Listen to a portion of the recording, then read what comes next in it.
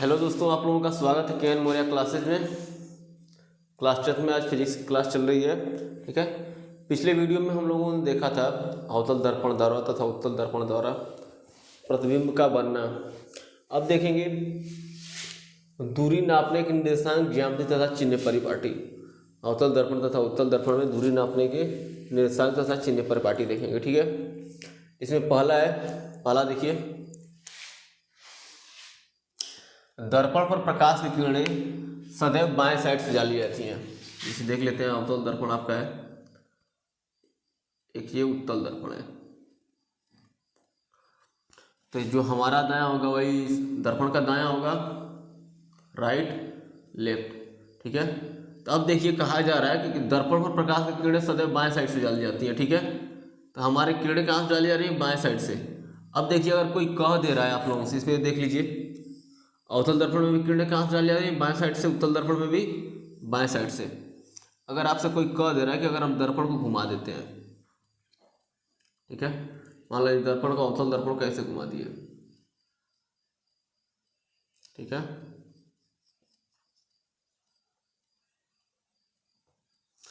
दर्पण को हम ऐसे घुमा दिए, तब क्या हो जाएगा? इसको घुमा के इधर कर दे रहे हैं तो ये राइट हो जाएगा, ये लेफ्ट हो जाएगा, ये लेफ्ट हो जाएगा, ये राइट हो जाएगा। क्यों? अब देखिए इसको, अब हमारा जो दायां था और बायां था, तो दर्पण का क्या है? दायां, इसका बायां। ठीक है, अगर हम ऐसे के बजाय ऐसे ही खड़े हो जाएंगे तो हमारा दायां क्या हो जाएगा? इस साइड हो जाएगा, बायां इस साइड हो जाएगा। ठीक है, तो इससे हमें क्या पता चल रहा है कि दर्पण में प्रकाश की किरणें सदैव बाएं साइड से डाली जाती है। दर्पण चाहे जिस दिशा में घुमा दिया जाए, ठीक है, चाहे जिस दिशा में उसको घुमा दिया जाए, उसके जो दर्पण होगा उसके हमेशा बाएं साइड से किरणें उस पर डाली जाएंगी। ठीक है, क्लियर?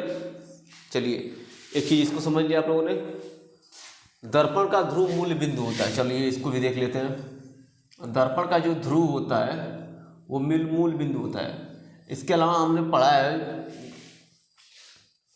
निर्देशांक ज्यामिति वगैरह में, आप लोगों ने पढ़ा होगा कि एक्स अक्ष होता है, ये एक्स होता है, एक्स डैश होता है, वाई होता है, वाई डैश होता है, ये 0 0 होता है। ठीक है, वैसे ही हमारा दर्पण का ध्रुव होता है। ध्रुव तो आप लोग पढ़ चुके हैं। दर्पण के मध्य बिंदु को हम ध्रुव बोलते हैं, पोल। ठीक है,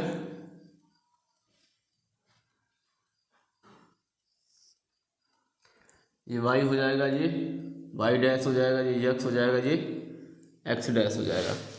तब जो हमारे दर्पण का ध्रुव होता है उसको हम क्या मान के चल? दर्पण का ध्रुव मूल बिंदु होता है। इस दर्पण में हमारा जो ध्रुव होगा वो क्या हो जाएगा? मूल बिंदु। मतलब कि दर्पण के ध्रुव पे जो भी दूरी होगी वो हमारे 0 0 होगी। ठीक है, इतना क्लियर हो गया। अब देखेंगे कि समस्त दूरियां ध्रुव से मुख्य अक्ष के समांतर तथा लंबवत नापी जाती है। ठीक है, अब देख लीजिए, ये चीज समझ में आई ना कि दर्पण के जो हमारा ध्रुव होगा उसका वो 0 0 जो होगा वो हमारा मूल बिंदु होगा। ठीक है, मूल बिंदु से दाएं की दूरियां किस में होती हैं? प्लस में। बाएं की दूरियां माइनस में। देखिए ध्रुव के बाएं की दूरी माइनस में, दाएं की दूरी प्लस में। ठीक है, तो इसमें छूट गया है, तथा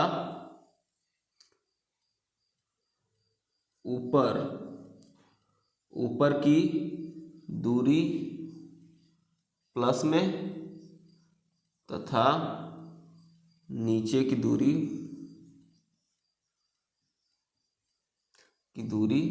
माइनस में रहेगी। ठीक है, अब देखिए तीसरा नंबर, समस्त दूरियां ध्रुव से मुख्य अक्ष के समांतर तथा लंबवत नापी जाती है। देखिए जितनी भी दूरी होगी, जैसे हम लोगों ने पीछे देखा था कि हमारी वस्तु है, ये फोकस था, ये सी था। ठीक है, तो जो भी दूरी होगी हमें कहाँ से नापेंगे?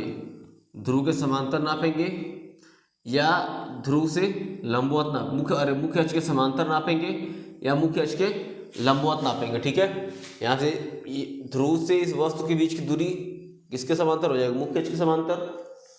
और इस जो हमारा वस्तु है, वस्तु का पैर और वस्तु का सिर, ठीक है, ये हेड और टेल, ठीक है, दोनों जो नापेंगे कहाँ से? मुख्य अक्ष के लंबवत नापेंगे। ठीक है, ये क्लियर हो गया। ध्रुव के बाएं, ये हमारा ध्रुव 0 0 होता था, इसमें भी ऐसे क्या था?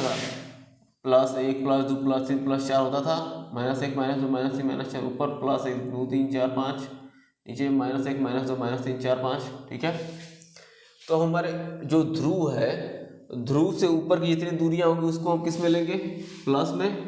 ध्रुव से नीचे की सभी दूरियां माइनस में, दाहिने की सभी दूरियां प्लस में, बाएं की सभी दूरियां माइनस में।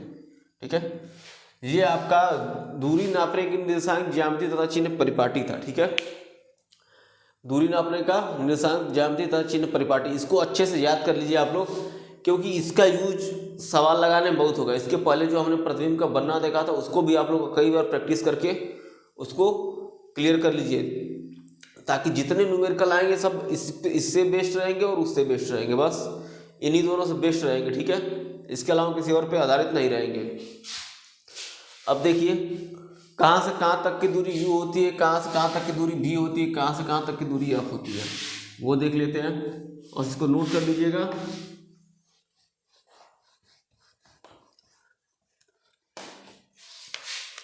देख लीजिए, हमारा दर्पण है,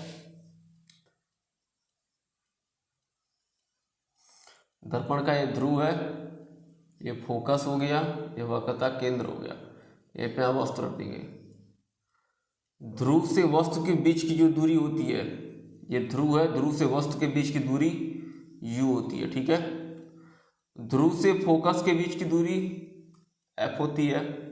अब देखते हैं ध्रुव से प्रतिबिंब के बीच की दूरी क्या होती है। ये आपका ध्रुव है, ध्रुव से प्रतिबिंब के बीच की दूरी ये CAF। ठीक है, ये आपका प्रतिबिंब, ध्रुव से प्रतिबिंब के बीच की दूरी v होती है। ठीक है, लिख दीजिए, नोट कर लीजिए, ध्रुव से वस्तु के बीच की दूरी u होती है। दूसरा, ध्रुव से प्रतिबिंब के बीच की दूरी v होती है। तीसरा, ध्रुव से फोकस के बीच की दूरी f होती है। ठीक है, क्लियर हो गया। अब इतना आप लोगों को क्लियर हो गया कि इस तरह की इसमें दिक्कत नहीं है। ठीक है, अब चलते हैं, इसका जो भी प्रतिबिंब होगा इसका एक फार्मूला होगा जिससे पे सारे न्यूमेरिकल लगाए जाएंगे। ठीक है, उसको भी देख लीजिए, इसको नोट कर लीजिएगा।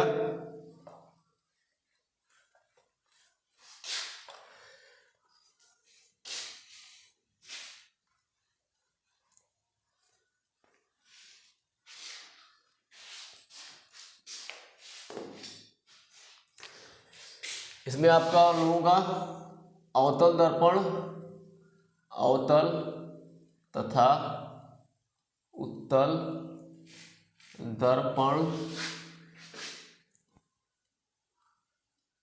का सूत्र क्या लिखेंगे, 1/f = 1/u + 1/b। ये हमारा सूत्र हो जाएगा। UVF हमने देखा था।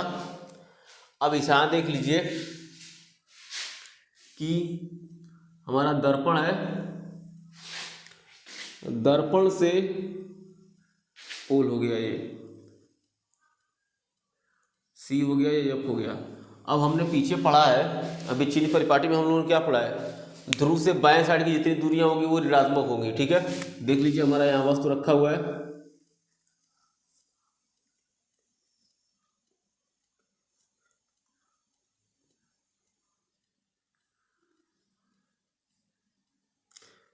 ध्रुव से वस्तु के बीच की दूरी u, ध्रुव से प्रतिबिंब के बीच की दूरी v, ध्रुव से फोकस के बीच की दूरी f। अब ध्रुव से जितनी दूरियां u, v और f जो हमारी दूरी है, अब ध्रुव से किस साइड है, बाएं साइड है, तो u हमारा माइनस में हो जाएगा, f माइनस में हो जाएगा, v माइनस में हो जाएगा। ठीक है, क्लियर। अब इस और देखिए, वस्तु की जो हाइट होगी ये प्लस में होगी, प्रतिबिंब की जो नीचे गहराई होगी वो माइनस में होगी। ठीक है, इस बात का ध्यान रखिएगा विशेष। यह सिर्फ इसी फिगर में नहीं होगा, ये अवतल दर्पण उत्तल दर्पण दोनों में जहाँ फिगर जिस हिसाब से बन रहा है, अगर ध्रुव से बाएं साइड फिगर बनेगा तो उसकी दूरी माइनस हो जाएगी, जो दाहिने साइड दूरी बने वस्तु का प्रतिबिंब बनेगा या वस्तु बनेगी तो वो प्लस में हो जाएगी। ध्रुव से ऊपर या मुख्य अक्ष से ऊपर जो भी दूरी होगी वो प्लस में रहेगी, मुख्य अक्ष से जो भी नीचे दूरी होगी वो माइनस में रहेगी। ठीक है, अब देख लीजिए इतना हो गया। अब इसके बाद हम लोग चलते हैं आगे।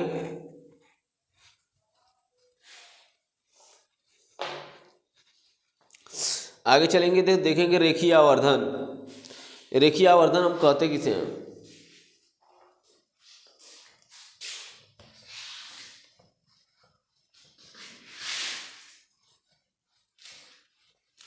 रेखीय आवर्धन प्रतिबिंब की लंबाई तथा वस्तु की लंबाई के अनुपात को हम रेखीय आवर्धन कहते हैं। रेखीय आवर्धन पहला हो जाएगा m equal to I upon O equal to minus D upon U. Main formula जो होगा वो हमारा यही होगा। ठीक है, m बराबर I upon O equal to minus D upon U. I हमारा क्या है? प्रतिबिंब की लंबाई। ठीक है, प्रतिबिंब की लंबाई। ओ हमारा क्या है? वस्तु की लंबाई। I for image. ठीक है, ओ फॉर ऑब्जेक्ट, वस्तु की लंबाई। क्लियर? और भी क्या है? भी क्या है? प्रतिबिंब के बीच की दूरी। ध्रुव से प्रतिबिंब के बीच की दूरी यू क्या है? ध्रुव से वस्तु के बीच की दूरी। ठीक है, फार्मूला यही एक पास में और लिख लीजिए, 1/f equal to 1/u plus 1/v। ठीक है, इतना आप लोगों का ये हो गया। अब इस पे एक ठो न्यूमेरिकल देखेंगे।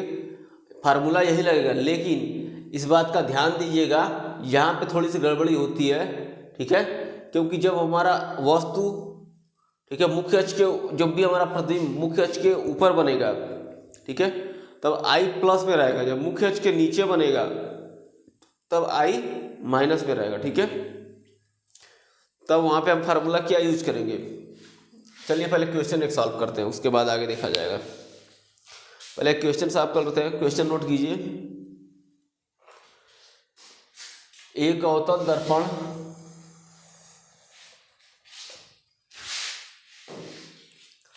क्वेश्चन एक सॉल्व कर लेंगे तो आप लोगों को क्लियर हो जाएगी। इस फार्मूले पे क्वेश्चन सॉल्व कीजिए। एक अवतल दर्पण की फोकस दूरी 10 सेंटीमीटर है।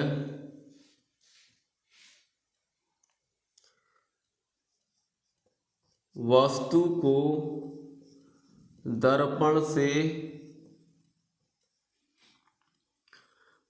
दर्पण से 25 सेंटीमीटर पे रखा जाता है, पर रखा जाता है। तो वस्तु की स्थिति तथा दर्पण से दूरी ज्ञात कीजिए। अब ये क्वेश्चन है, तो सबसे पहले क्वेश्चन सॉल्व करते समय हम क्या करते हैं? सबसे पहले क्वेश्चन सॉल्व करते समय हम देखते हैं कि क्या क्या दिया हुआ है। तो हम देखते हैं इसमें क्या क्या दिया हुआ है। एक अवतल दर्पण की फोकस दूरी 10 सेंटीमीटर, तो यह बराबर हमारा कितना दिया है? 10 सेंटीमीटर। ठीक है, अब वस्तु को दर्पण से 25 सेंटीमीटर पर रखा जाता है, तो वस्तु की स्थिति तथा दर्पण से दूरी ज्ञात कीजिए। ठीक है, अब वस्तु को दर्पण से कहाँ रखा है? तो 25 सेंटीमीटर पे। तो यू हमारा क्या होता है? ध्रुव से वस्तु के बीच की दूरी कितनी हो जाएगी? 25 सेंटीमीटर। ठीक है, अब वो 10 सेंटीमीटर है, 25 सेंटीमीटर है। अब हमने बताया था कि दर्पण से बाएं जो भी दूरी होगी वो किस में होगी? माइनस में। ठीक है, दर्पण से बाएं जितनी दूरियां होंगी वो माइनस में होगी। ठीक है, और दर्पण से बाएं जितनी दूरियां होगी वो माइनस में होगी। दर्पण से, अवतल दर्पण से के बाएं क्या होता है? हमारा एफ भी होता है और यू भी होता है। औसत दर्पण के बाएं 10 सेंटीमीटर पे हमारा फोकस है और 25 सेंटीमीटर पे हमारा वस्तु है, तो यू किस में हो जाएगा, माइनस में हो जाएगा। और हमें ज्ञात क्या करना है, भी निकालना है। फार्मूला हम लगा देंगे। फार्मूला देखिए अब 1/-10 बराबर 1/-25 प्लस 1/v। ठीक है, अब इधर क्या अंक को एक साइड कर देंगे और चर पदों को एक साइड कर देंगे, जो बचपन में हम करते आए हैं। तो 1/25 इधर क्या है, माइनस है, इधर आके क्या हो जाएगा, प्लस में हो जाएगा। 1/25 माइनस 1/10। ठीक है, समझ में कुछ लोगों को नहीं आया वो, चलिए अब इसको थोड़ा डिटेल में समझते हैं। इसको उठा के लेके चले जाएंगे, इधर पक्षांतर कर देंगे। ठीक है, इधर ले देखिए, इसमें माइनस लगाए तो यहाँ पे क्या हो जाएगा, माइनस हो जाएगा। तो माइनस यहाँ लगा दे रहे हैं, माइनस 1/25 हो जाए तो इधर लेके चले जाएंगे तो क्या हो जाएगा, प्लस 1/25 हो जाएगा। और जो यहाँ का माइनस है वो कहाँ चला जाएगा, यहाँ पे चला आएगा, तो माइनस 1/10। अब इसको हम जोड़ देंगे, क्या घटा देंगे। ठीक है, इसका एलसीएम ले लेंगे। चलिए एलसीएम लेके दिखाते हैं आप लोगों को एलसीएम कैसे लेते हैं। कुछ लोगों को ये भी नहीं पता होगा एलसीएम कैसे लेते हैं, तो इसलिए उसको भी देख लीजिए। 5×5 = 25, 5 दूनी 10। ठीक है, 5 दूनी देखिए 5 एकम 5 और 2 बचा, फिर 2 एकम 2, तो क्या हो जाएगा 5×5 = 25 दूनी 50। एलसीएम क्या हो जाएगा 50, एलसीएम 50 हो जाएगा। तो अभी हम देखो इसको कैसे करते हैं, हर से हम उस एलसीएम में भाग, जो हम लवसोल लेते हैं हर से उसमें भाग दे देते हैं, जितनी बार जाता है उसका मान से गुणा कर देते हैं। 25 दूनी 50, 2 बार गया उसमें गुणा करते, कितना हो जाएगा 2। अब देखिए 10 × 5 = 50, 5 बार क्या अंश में गुणा कर दिए, क्या हो जाएगा 5, यहाँ पे माइनस चिन्ह लगा दिए। तो 2 - 5 बराबर क्या हो जाता है, -3/50 इक्वल टू क्या हो जाएगा 1/v। अब v का मान निकालने की जगह तो हम तिर्यक गुणा कर दें, इसको उलट देते हैं। हम यहाँ पे क्या कर दे रहे हैं, उल्टा कर दे रहे हैं। तो v/1 इक्वल टू हो जाएगा 50/3। ठीक है, -3 हो जाएगा। ठीक है, ऊपर माइनस लगाए चाहे नीचे माइनस लगे, बात वही है। अब देखिए v बराबर क्या मिल जाएगा, 3 एकम 3, फिर 3 × 6 = 18, 16.6 वगैरह आएगा। ठीक है, तो प्रतिबिंब हमारा कहाँ बन रहा है, प्रतिबिंब हमारा 16.6 पे बन रहा है, माइनस में आएगा। माइनस वास्तव में दूरी माइनस में नहीं होती है। ठीक है, वास्तव में दूरी माइनस में नहीं होती, लेकिन माइनस चिन्ह हमारा ये बताता है कि दर्पण के किस साइड हमारा प्रतिबिंब बन रहा है। ठीक है, इतना क्लियर हो गया। क्वेश्चन को नोट कर लीजिए आप लोग।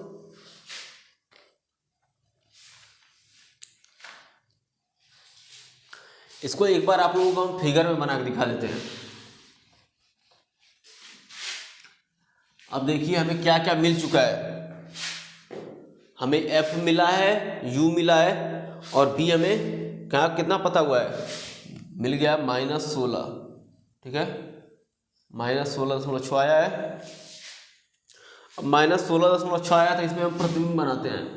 जो हम कह रहे थे कि जो अवतल दर्पण उत्तल दर्पण में जो प्रतिबिंब का बनना दिए थे, जितने लोगों का तैयार हो जाएगा समझ लीजिए, उसको एग्जाम में पास होने से कोई नहीं रोक सकता। पास क्या, उसको अच्छा खासा मार्क्स आ जाएगा फिजिक्स में। ठीक है, बाकी केमिस्ट्री और बायोलॉजी आप लोगों को तैयार करना पड़ेगा।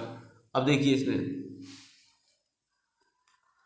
P हो गया, F कितना था, ध्रुव से 10 सेंटीमीटर था, और वस्तु कहाँ रखी हुई थी 25 सेंटीमीटर पे, मतलब हमारी वस्तु कहाँ रखी हुई थी। अब 10 का दूना क्या होता है, F बराबर क्या होता है, इसको भी थोड़ा देख लीजिए, ये छूट गया था। F बराबर होता है R/2। ठीक है, या R बराबर होता है 2F। इन दोनों को याद रखिएगा। जो हमारा फोकस होता है वो वक्रता केंद्र का आधा होता है। ठीक है, और जो हमारा वक्रता केंद्र होता है वो फोकस का दूना होता है। ठीक है, इसको भी नोट कर लीजिएगा इंपॉर्टेंट में। ठीक है, अब देखिए इस क्वेश्चन के हिसाब से हम वर्क करते हैं। भी का मान कितना दिया है 16.6। ठीक है, अब देखिए F बराबर कितना है 10 सेंटीमीटर दिया है F, यहाँ है, और हमारा तो ये कितना हो जाएगा पूरा 20 सेंटीमीटर हो जाएगा। वस्तु हमारा कहाँ रखा है, अनंत तथा वक्रता केंद्र के बीच में, कहाँ पे 25 सेंटीमीटर पे, 25 सेंटीमीटर पर रखा है। अब देखिए क्या दिया है, प्रतिबिंब हमारा बन कहाँ आ रहा है। अब देखेंगे मुख्य अक्ष के समांतर जाएगी किरण, परावर्तन के पश्चात फोकस होके जाएगी, दूसरी वक्रता केंद्र से होके जाएगी और उसी मार्ग में वापस लौट जाएगी। तो प्रतिबिंब हमारा कहाँ बन रहा है, F तथा C के बीच में बन रहा है, अर्थात 20 से कम है और 10 से ज्यादा है। इसका मतलब हमारा क्या है, ये आंसर सही है। यही हमने क्वेश्चन सॉल्व किया, यही हमारा आंसर भी मिल गया, हमें पता भी चल गया। ठीक है, चलिए रेखीय आवर्धन का फार्मूला नोट कर लीजिएगा आप लोग, और साथ ही साथ आप लोग प्रतिबिंब का बनना वगैरह भी तैयार कर लीजिएगा। विदाउट फार्मूला वो कुछ नहीं होगा। ये अवतल दर्पण अब खत्म होने वाला है, तो थोड़ी सी कुछ चीज़ें कुछ और हैं उसको भी बता दे रहे हैं। अब देखेंगे दर्पण को पहचाना। दर्पण को हम पहचानते कैसे हैं, अब देखेंगे दर्पण को पहचाना। दर्पण को दो तरीके से पहचानते हैं, ठीक है। एक तो वो तरीका होता है कि दर्पण को हम छू के पहचाने, ठीक है। दूसरा तरीका होता है प्रतिबिंब के द्वारा, उस पर कोई किरण डाल के या फिर उसके सामने कोई वस्तु रख करके देखेंगे, ठीक है। उसके द्वारा भी हम देख सकते हैं। जैसे देखते हैं,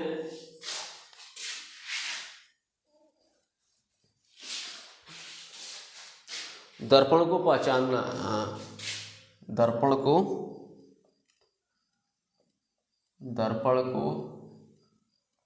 पहचानना।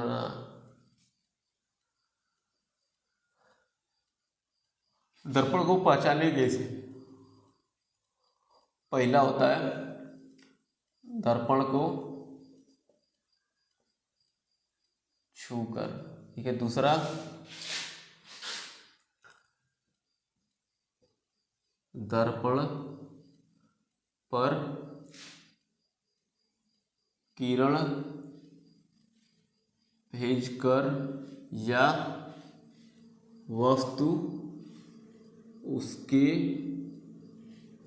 सामने रखकर, ठीक है। दोनों कंडीशन हो गई। अब देखेंगे दर्पण को छूकर कैसे पता करेंगे।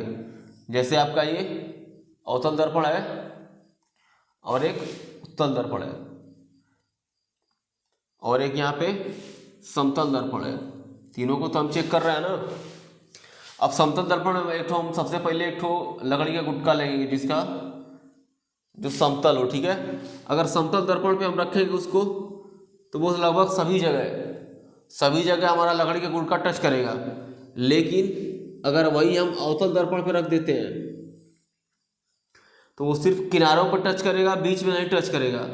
लेकिन अगर हम वही उत्तल दर्पण में रख देते हैं तो वो बीच में टच करेगा, किनारों पर टच नहीं करेगा, ठीक है। तो इससे हमें क्या पता चल, देख रहे हैं कि जो हमारा समतल दर्पण है, समतल दर्पण ये हो जाएगा अवतल, ये हो जाएगा अवतल, ये हो जाएगा उत्तल, ठीक है। समतल दर्पण में जो हमारा लकड़ी का गुटका रखे हैं, लकड़ी, यहाँ पे लिख दीजिए लकड़ी, लड़की नहीं लकड़ी, ठीक है ना। ये क्या है, लकड़ी है, ठीक है ना, लकड़ी। अब देखिए जो लकड़ी है, हमारा लकड़ी को समतल दर्पण पर रखेंगे तो टच करेंगे तो क्या हो जाएगा, सब जगह टच करेगा। लेकिन अवतल दर्पण में सिर्फ किनारों पर टच करेगा, बीच में नहीं टच करेगा। उत्तल दर्पण में सिर्फ बीच में टच करेगा, किनारों पर टच नहीं करेगा, ठीक है। चलिए ये क्लियर हो गया। अब दर्पण पर वस्तु को रख करके हम कैसे पता करेंगे, ठीक है। दर्पण के सामने कोई वस्तु को रख करके हम कैसे पता करेंगे कि हमारा कौन सा दर्पण है। चलिए तो इसको भी देख लेते हैं।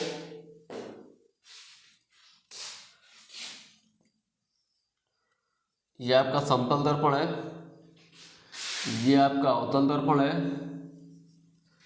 ये आपका उत्तल दर्पण है। देखिए समतल दर्पण, अवतल दर्पण, उत्तल दर्पण, तीनों कंडीशन हम देखेंगे। समतल दर्पण में मान लीजिए इसके सामने कोई पानी की आप गिरा सकते हैं, या फिर कोई पैक लगाने वाला बॉटल रख दे रहे हैं और एक वो रख दे रहे हैं प्याला, ठीक है। तो जितना बड़ा हमारा प्याला होगा दर्पण के सामने भी उतना ही बड़ा उसका प्रतिबिंब बनेगा, ठीक है। दर्पण में उतना ही बड़ा प्रतिबिंब बनेगा, ठीक है। न बड़ा बनेगा छोटा बनेगा, सेम साइज बनेगा, ठीक है। दर्पण के सामने कोई वस्तु हम रखेंगे तो हमें क्या पता चल रहा है कि उतना ही बड़ा प्रतिबिंब बन रहा है, तो इसको हम केवल देख के पता कर लेंगे कि हमारा ये समतल दर्पण है, ठीक है। अब देखिए अवतल दर्पण में क्या होता है। अवतल दर्पण में हम पहले बहुत नज़दीक वस्तु को रखेंगे। जब बहुत नज़दीक वस्तु को रखेंगे और उसका प्रतिबिंब इसमें क्या हो जाए, बड़ा बने, ठीक है, तो हम समझ जाएंगे ये हमारा अवतल दर्पण है। इसके अलावा अगर यहाँ समझ में नहीं आ रहा तो यहाँ पे देखेंगे कि वस्तु को दूर रखेंगे, ठीक है। वस्तु को दूर रखेंगे और उसका प्रतिबिंब अगर छोटा बन रहा है, ठीक है, उसका प्रतिबिंब अगर वस्तु की तुलना में छोटा बन रहा है तभी वो हमारा अवतल दर्पण होगा। और उत्तल दर्पण की कंडीशन क्या होगी, चाहे वस्तु को हम उत्तल दर्पण के सामने चाहे जहाँ रख दें, इसका प्रतिबिंब हमारा वस्तु से हमेशा छोटा बनेगा, ठीक है। ये क्लियर हुआ? एक बार फिर से सुन लीजिए। समतल दर्पण के सामने अगर हम किसी वस्तु को रखते हैं तो उसका प्रतिबिंब समतल दर्पण में उतना ही बड़ा, उतना ही आकार का, उतना ही सब कुछ बनेगा, ठीक है। और अवतल दर्पण में अगर किसी वस्तु को हम दर्पण के बहुत नज़दीक लेके जाते हैं तो उसका प्रतिबिंब अवतल दर्पण की तुलना में और वस्तु की तुलना में बड़ा बनेगा, ठीक है। और अवतल दर्पण में अगर हम वस्तु को दूर पे रख रहे हैं तो उसका प्रतिबिंब वस्तु की तुलना में हमेशा छोटा बनेगा, ठीक है। और हमारा जो उत्तल दर्पण है, उत्तल दर्पण में चाहे वस्तु को हम उत्तल दर्पण के सामने चाहे जहाँ रखें, इसका प्रतिबिंब हमेशा वस्तु से छोटा ही बनेगा, ठीक है। क्लियर हो गया इतना? अब इसका देख लेते हैं इसका उपयोग कहाँ कहाँ होता है।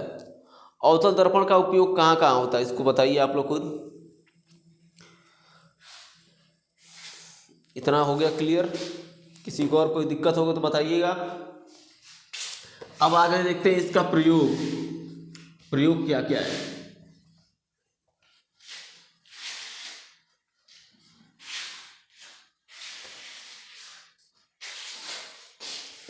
देखेंगे अवतल दर्पण का उपयोग।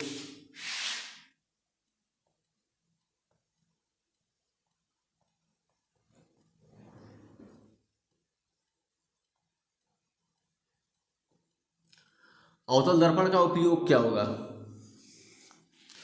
पहला उपयोग क्या होगा? अवतल दर्पण का उपयोग हम कहाँ कहाँ करते हैं तो आप लोग जनरल लाइफ में देख रहे हैं, फिर भी आप लोगों को कुछ बता दे रहे हैं। अवतल दर्पण का पहला उपयोग, बड़ा द्वारक वाला अगर अवतल दर्पण है तो उसका उपयोग हम दाढ़ी बनाने, सेविंग करने में करते हैं, ठीक है। सेविंग करेंगे, मूछ सोच कहीं ना रहेगा तो वहाँ पे अवतल दर्पण का यूज करते हैं, ठीक है। समतल दर्पण का भी यूज कर सकते हैं, लेकिन कम बड़े द्वारक वाला और छोटा साइज वाला भी हम अगर अवतल दर्पण ले लेते हैं तो उससे हम दाढ़ी बहुत बढ़िया से बना लेंगे, ठीक है। कभी भी देखते हो कितना छोटा रहता है, अक्सर मम्मी लेके चलती हैं, पर्स उसमें रखी रहेगी, वहाँ से तुरंत बाल सही करना है, कुछ और करना है तो तुरंत वहाँ से पॉकेट में निकालेंगे और बना लेती है, ठीक है। तो ये अवतल दर्पण होता है ताकि इतना छोटा साइज में भी हमें पूरा बड़ा चेहरा दिखाई देता है, ठीक है। क्लियर? अब देखिए इसका यूज डॉक्टर भी करते हैं। जब जाते हैं डेंटिस्ट पर, दांत में खोलना वगैरह रहता है या दांत में दर्द करता है तो उसे चम्मच जैसे लिए रहते हैं, वो अवतल दर्पण चम्मच जैसे लिए रहते हैं, तो आपके दांत के पास रखते हैं, वहाँ से कीड़े भेजते हैं, मतलब लाइट वगैरह जलाते हैं, तो आपका दांत का जो प्रतिबिंब है उस दर्पण में दिखाई देता है, जिससे वो डॉक्टर देख के समझ जाता है कि कहाँ प्रॉब्लम है, कैसी दिक्कत है, ठीक है ना। उसको दांत हमारा क्लियर दिखाई देने लगता है, ठीक है। इतना हो गया। इसके अलावा और सब भी उपयोग आप लोग पढ़ लीजिएगा। और इसके अलावा देखिए अब उत्तल दर्पण का उपयोग हम कहाँ करते हैं। सबसे बढ़िया उत्तल दर्पण का उपयोग हम बाइक हो गया, 4 व्हीलर हो गया, उसका साइड मिरर का यूज कर रहे हैं, ठीक है। साइड मिरर में हम यूज करते हैं। अवतल था उत्तल दर्पण। उत्तल दर्पण का पहला उपयोग क्या होता है कि